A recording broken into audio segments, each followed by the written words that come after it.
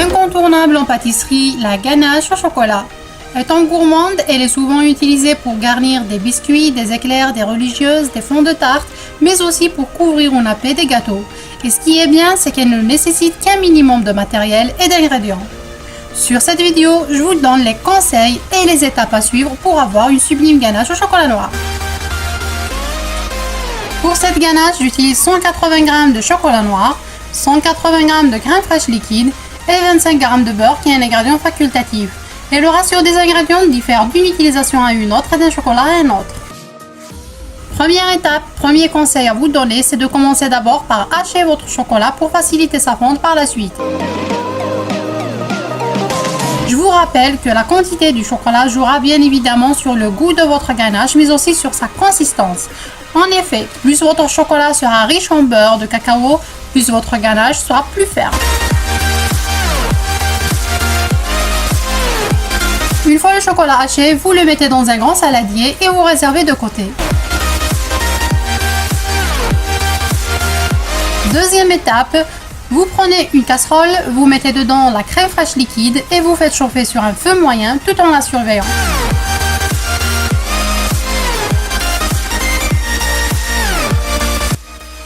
Troisième étape consiste à verser votre crème chaude directement sur votre chocolat. Et le conseil qui s'ensuit, c'est de ne jamais remuer le chocolat directement après son contact avec la crème fraîche liquide. Vous devrez le laisser 3 minutes pour vous assurer que le chocolat est bien fondu.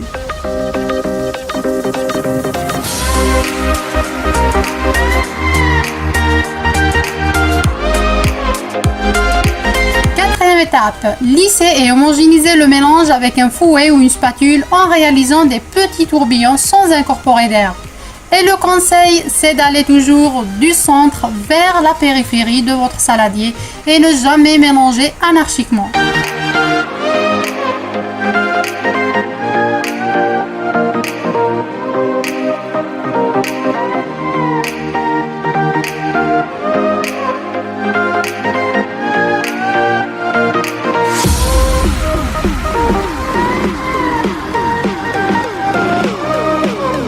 Cinquième et dernière étape consiste à incorporer le beurre mou à la ganache et de poursuivre le mélange.